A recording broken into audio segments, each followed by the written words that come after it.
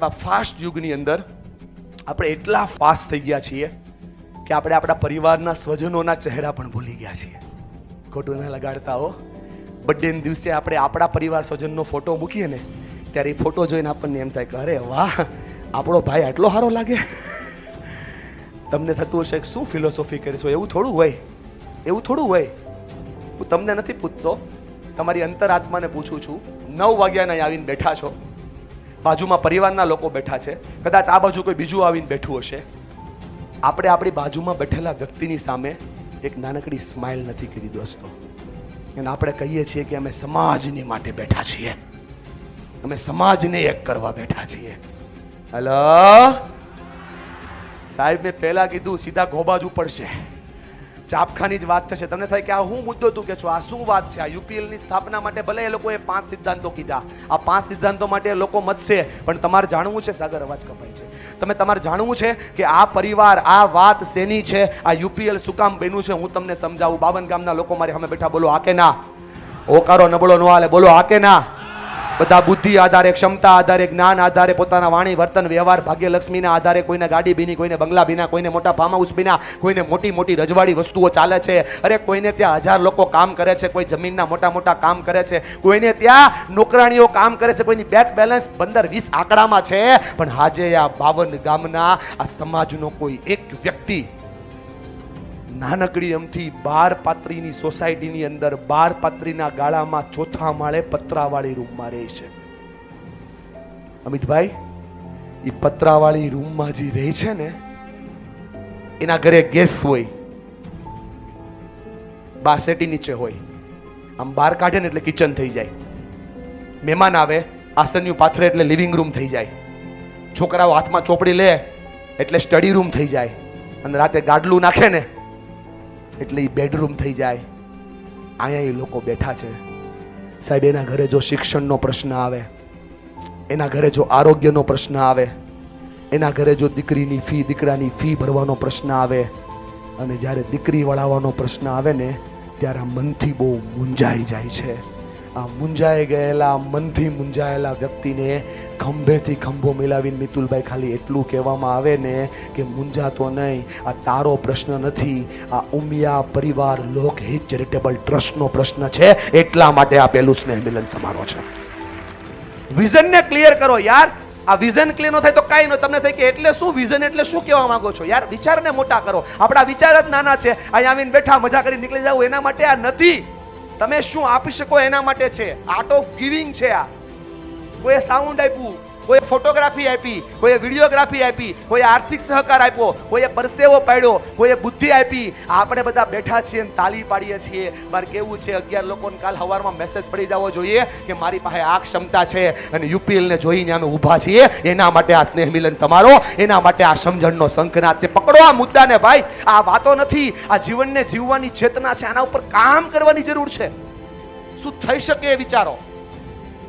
જેણે જેણે સરદાર પટેલને જોયા હશે એની અંતિમ યાત્રાની અંદર એને 5.5 ફૂટના 6 ફૂટના શબની ઉપર જોયા હશે. લાસ્ટ જેને જોયા હશે એને. અને આજે આપણે આ ઢીંગલીને બતાવવા જઈએ સરદાર સાહેબ, સ્ટેચ્યુ ઓફ યુનિટી, તો 183 મીટરના બતાવીએ છીએ સાહેબ. જેના વિચાર મોટા હોય ને એના શરીર ફૂટમાંથી મીટરમાં જાય. આ તાકાત સમજાવે છે.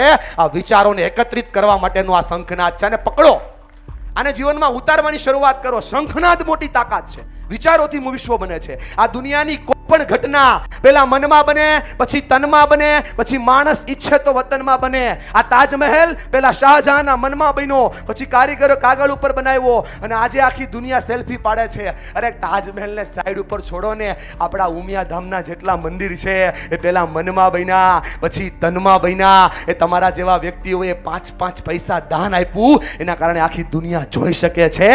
આ તાકાત વિચારોમાં છે. વિચારને મોટો કરો તો દુનિયા મોટી થાય છે યાર. આ વિચાર છે યુપીએલ, આને મોટો કરવાની જવાબદારી આપણી છે. આ વિચાર છે. આ વાત પહેલા એટલા માટે કરી દઉં છું, પછી મારો ફ્લો સ્ટાર્ટ થાય પછી મને કાંઈ યાદ ન આવે. તો મારે તમારી પાસે એક રિક્વેસ્ટ છે. બોલો કરશો? બાજુવાળાને કહી દો કરીશ કરીશ. એવી રીતે નહીં, આમ હાથ પકડીને કહો કરીશ કરીશ. હા, આ તમને એટલા માટે કરાવું છું કે આવું તમને કોઈ નહીં કરાવે. હા, થેન્ક યુ સો મચ બેટા. પપ્પા આજ તને પહેલી વાર હાથ પકડી કે છે કરીશ કરીશ. God bless you my dear. Yes, ચાલો સ્ટાર્ટ કરીએ. પહેલી અને સૌથી મહત્વની વાત, બોલો સમજણનો શંખનાદ કરવો છે? તૈયાર છો? નાનું અમથું સ્ટેપ બતાવું છું, બોલો મારી હારે. આમ હાથ રાખી, નાના નાના ફેરફાર. ના બોલે સખી સાસુ ના હમ, નાના નાના ફેરફાર મોટા બદલાવ આપે છે. નાના નાના ફેરફાર મોટા બદલાવ આપે છે. શું નાનો ફેરફાર? એક ફેરફાર સ્ટાર્ટ કરીએ. આપણો સરસ મજાનો ભગવાને આપેલો ચહેરો, જેના ઉપર સ્માઇલ રાખીએ. Hello, smile is solution my dear friend. દુનિયાના 50% પ્રોબ્લેમ ખાલી દાંત કાઢો સોલ્વ થઈ જાય. દાંત કાઢો ભલામણા, દાંત કાઢો. અમુક તો મારી સામે એમ જોઈએ છે 25 લાખની ઉઘરાણી આવ્યા હોય. દાંત કાઢો એટલે 50% પ્રોબ્લેમ સોલ્વ. આ દુનિયાના 50% પ્રોબ્લેમ ખાલી સ્માઇલ થી સોલ્વ થાય છે, પણ આપણાથી સ્માઇલ થતી નથી. સાસુ વહુની સામે, વહુ સાસુની સામે, ધીરે જેઠાણીની સામે, એ પાડોશી સામે, પરિવારની સામે, 52 ગામના સમાજની સામે જો સ્માઇલ કરો તો મજા આવે. હલો, સ્માઇલ થતી જ નથી. આમ જો સ્માઇલનો સિદ્ધાંત કયો, મને તમારું નામ નથી આવડતું, પણ મેં તમારા સામે સ્માઇલ કરું, તમારે કરવી જ પડે. આટલો સરસ સ્માઇલનો સિદ્ધાંત છે. દુનિયાના 50% પ્રોબ્લેમ સોલ્વ થાય. એટલે મોટા મોટા યુદ્ધો થયા જ ના હોત જો તલવારના બદલે, શમશેરના બદલે સ્માઇલ નીકળી હોત. મારે બેઠેલા બધાને આ વાતથી જોડવા છે. આજ નિયમ લ્યો, પરિસ્થિતિ કોઈ પણ બહાર માર્કેટમાં ગમે તેવી ચાલતી હોય, એના માટે તમારો પરિવાર જવાબદાર નથી. તમારા ધંધામાં મંદી આવે, તમારા સંબંધોમાં કડવાશ આવે, એના માટે તમારા સંતાનો જવાબદાર નથી. એના માટે તમારી વાઈફ જવાબદાર નથી, તમારા બચ્ચાઓ જવાબદાર નથી. ખાલી એની સામે જોઈ અને જો સ્વીટ સ્માઇલ કરો ને, તો એમને એવું થાય કે અમે જેના માટે જીવીએ છીએ બહુ મોટી વસ્તુ છે. બોલો આ કે ના? Smile is solution my dear friend. દુનિયાના બધા જ પ્રોબ્લેમ સ્માઇલ કરવાથી સોલ્વ થઈ જાય. આપણે સ્માઇલ કરતા નથી એટલે પ્રોબ્લેમ છે. મારે તમને આ વાત સાથે થોડા કનેક્ટ કરવા છે. ઘોડદોડ રોડ કલા વાસ્તુ કરીને એક મોટું જ્વેલર્સ છે. અમારી ટ્રેનિંગ ચાલતી હતી, સ્ટાફ ટ્રેનિંગ, અને મેં એક બેનને કીધું કે બેન દાંત કાઢીને સ્માઇલ કરીને માલ વેચવાનો. નામ હતું ખુશી. એણે મને કીધું કે સર સ્માઇલ આતી ही नहीं है. મેં કીધું કે આર્ટિફિશિયલ કરવાની. બોલે સર कैसे? मैंने बोला ऐसे. 15 દી પછી જાદુ થઈ ગયો. 15 દી પછી બેન ઉભા હતા.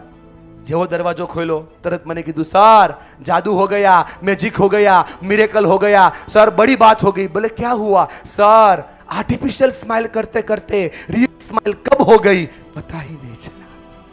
એ બેઠેલા બધાને કહું છું, ખોટી ખોટી સ્માઇલ ચાલુ કરો, હાચી હાચી થઈ જશે.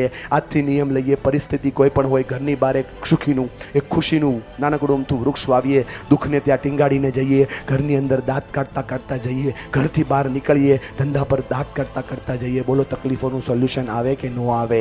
આ સ્માઇલ એ સમજણનો શંખનાદ છે. હલો, સ્માઇલ કરો તો સોલ્યુશન છે. દુનિયાના ઘણા પ્રોબ્લેમ સ્માઇલ કરવાથી સોલ્વ થઈ જાય. આજે પણ તમારા ગામની અંદર 5 લોકોને પ્રોબ્લેમ હોય અને એ 20 વર્ષ જૂના, 10 વર્ષ જૂના, 30 વર્ષ જૂના પ્રોબ્લેમ હોય, પણ એ પ્રોબ્લેમ લઈને આજે 52 ગામ ભેગું થાય તો બાજુની સીટ ખાલી મૂકી દે. એ ન્યા નથી દેવું, એની યાર ક્યાં આપણે વ્યવહાર છે?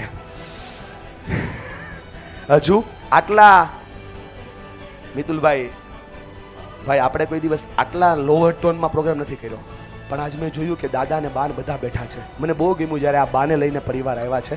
વંદન કરું છું બા. અને એટલી વાત સમજજો, સમજણનો શંખનાદ ક્યાંથી થાય એ પકડજો. આ ઘરના જે વડીલ છે ને, આ વડીલની જો ઇજ્જત કરી લ્યો તો સમજણનો શંખનાદ થઈ જાય ને પરિવાર ટકી જાય. સાહેબ, ઘરના કોઈ વ્યક્તિને આ વડીલ ગમતા નથી. કેમ ખબર? આ દીકરીઓને વધારે ન ગમે, દીકરાઓને હાવ ન ગમે. ટોકે, રોકે. એટલે હું તો બધું પ્રેક્ટિકલ કહું બા, અને હું જે કહું ને હાસું જ કહું બા. મને ખબર છે ને, કઈ વાંધો નહીં. તો 2-3 વાર આમ જોયું ત્યાં સમજાઈ ગયું. હલો, કેસ બગડે અને સુધારે તો એને વકીલ કહેવાય, પણ ઘરના કેસને બગડવા જ ન દે તો એને ઘરનો વડીલ કહેવાય. સાહેબ, ઘરના વડીલો પરિવારને ટકાવે છે. આ ધોળા વાળ છે ને એ તડકાના નથી આવ્યા, એક્સપિરિયન્સના આવ્યા છે. મારે દરેક યુથને એક વાત કરવી છે. જો જીવનમાં આગળ વધવું હોય, ગ્રોથ કરવો હોય, ગ્રોથ માઇન્ડસેટ બનાવવો હોય તો 2 કામ કરજો. 60 વર્ષ કરતા મોટા છોકરાઓની હારે ભમજો અને 60 વર્ષ કરતાં નાના બાળકોની હારે રમજો.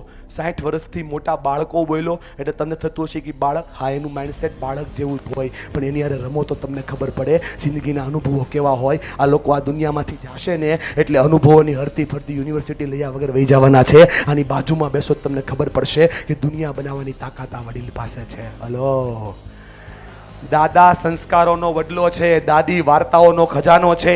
બાળકોને સંસ્કારી બનાવવા હોય, ચેતનાઓ પ્રગટાવી હોય, કોન્ફિડન્સ લાવવો હોય તો ઘરમાં દાદા દાદી એના માટે બુસ્ટર ડોઝ છે. ઘરના સંસ્કારો આપોઆપ આવવા લાગે. મારે તમને કેવું છે, સંસ્કારો છે ને એ મોલમાં નથી મળતા. 10 રૂપિયા આપ્યા લઈ લીધું.